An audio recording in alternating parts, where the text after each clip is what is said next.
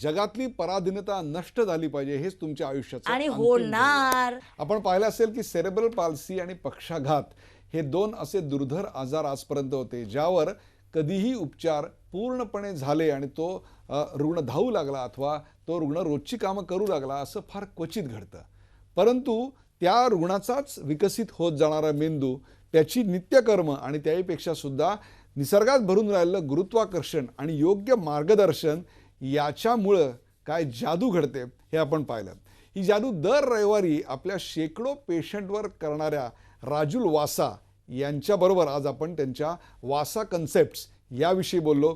त्यांच्याकडून जाणून घेतलं की अशा दुर्धर रोगावरही या समाजात इलाज आहे. सर्वात महत्त्वाचं म्हणजे त्यांचं स्वप्न की जगातली पराधीनता नष्ट झाली पाहिजे आणि त्याकरताच त्या स्वतःचं आयुष्य खर्ची घालतायत. राजुल वासा, आज इतका वेळ काढून तुम्ही झी 24 तासच्या प्रेक्षकांसाठी जी माहिती दिली आणि मन मोकळ्या प्रश्नांना उत्तर दिलीत त्याबद्दल धन्यवाद.